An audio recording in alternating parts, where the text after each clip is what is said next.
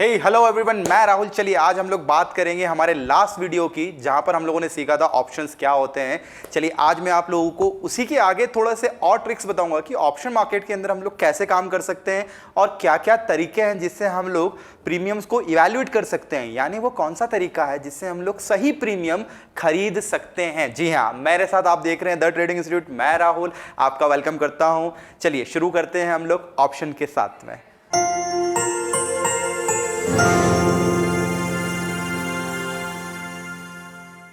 चलिए आज हम लोग शुरुआत करेंगे ऑप्शन के साथ में। ऑप्शंस ऑलरेडी क्या होते हैं हम लोगों ने देख लिया था लास्ट वीडियो के अंदर।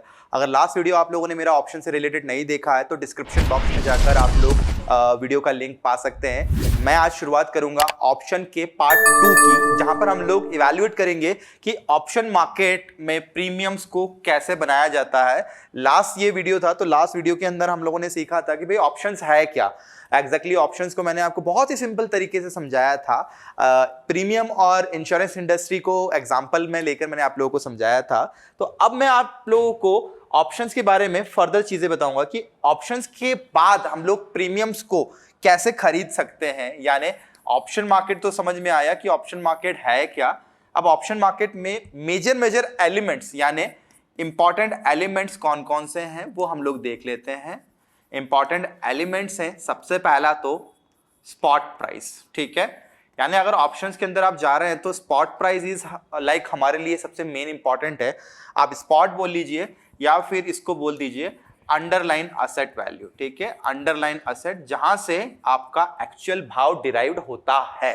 ठीक है, दूसरा प्राइस जो इंपॉर्टेंट है हमारे लिए स्ट्राइक प्राइस। ठीक है, स्ट्राइक प्राइस हमारे लिए फ्यूचर प्रीडिटरमाइंड प्राइजेस हैं, यानी वो रेंज, ठीक है, जिसको हमें खरीदना है या फिर बेचना है, that is called future prices.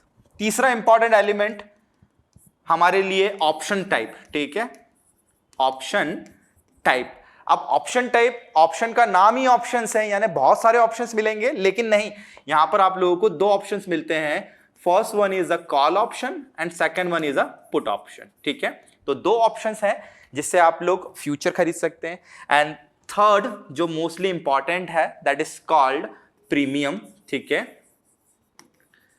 Premium बोल दीजिए या फिर इसको बोल दीजिए आप लोग टोकन अमाउंट। एक छोटा सा टोकन अमाउंट जिसको देकर हम लोग बड़ी से बड़ी जगह पर हम लोग जो है वो एक बैटिंग कर सकते हैं या बिडिंग कर सकते हैं। और last but not the least volatility. ठीक है, ये वॉलेटिलिटी को आप आईवी भी बोल सकते हैं, इंप्लाइड वॉलेटिलिटी। तो ये 5 फैक्टर्स हैं।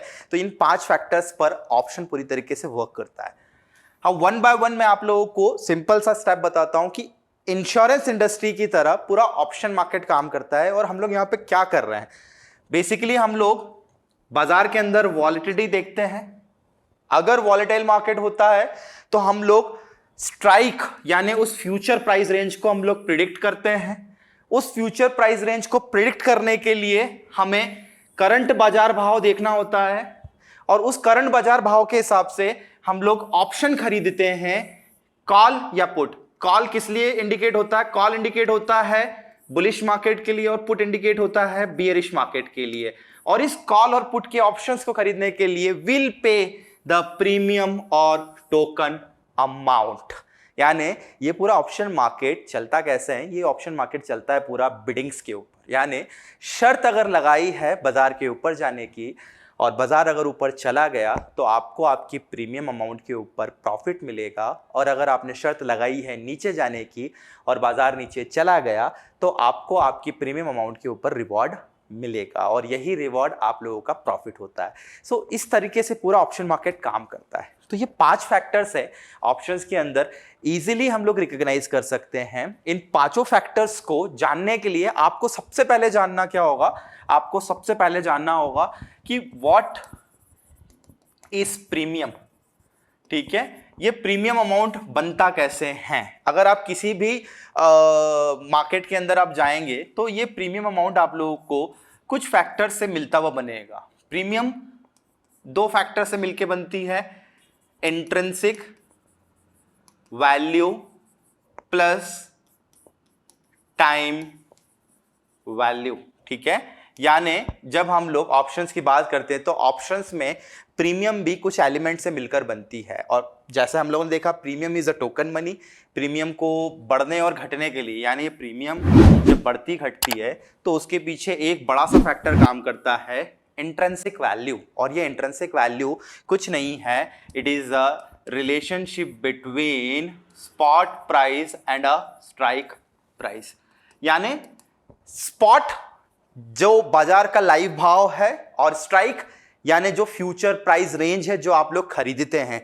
तो जिस स्ट्राइक को आपने खरीदा है उसके कंपैरिजन में आपका स्पॉट प्राइस कहाँ लाई कर रहा है। अगर स्पॉट प्राइस आपके स्ट्राइक के बहुत पीछे है या बहुत आगे है तो आपकी प्रीमियम का रेट उस हिसाब से डिसाइड होगा, और यही रिलेशनशिप आपकी प्रीमियम को बढ़ाता है और घटाता है। तो आपकी प्रीमियम के अंदर बढ़ने का और घटने का जो फैक्टर है वो केवल और केवल इंट्रिंसिक वैल्यू है, और यही इंट्रिंसिक वैल्यू कहलाता है दोनों के बीच का रिलेशनशिप, यानी स्पॉट और स्ट्राइक प्राइस के बीच का रिलेशनशिप। अब टाइम वैल्यू क्या है भाई? टाइम वैल्यू हमेशा डेप्रिशिएट होती है, यानी किसी चीज को भविष्य में मैं खरीदूंगा तो उसके अंदर मुझे एक टाइम का वैल्यू देना पड़ेगा, और ये टाइम का वैल्यू हर वक्त डेप्रिशिएट होता है, यानी it will expire at its expiration date, यानी ये इसकी एक्सपायरेशन डेट पर पूरी तरीके से जीरो हो जाएगा।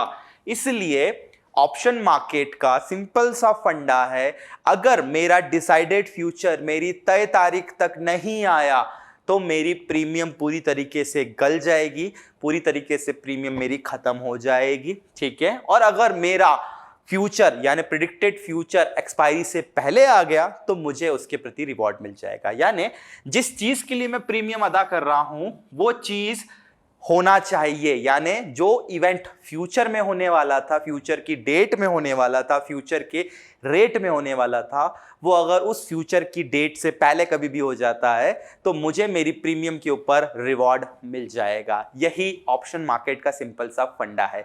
यानी अगर मैं प्रीमियम का बायर बनता हूं तो प्रीमियम का बायर बेनिफिट्स उठाएगा और प्रीमियम का सेलर लॉसेस देगा, और अगर वो प्रीमियम गल जाती है तो उसी के ऊपर प्रीमियम का सेलर बेनिफिट उठाएगा, प्रीमियम का बायर लॉस उठाएगा। तो this is all about buying a premium और सेलिंग अ प्रीमियम।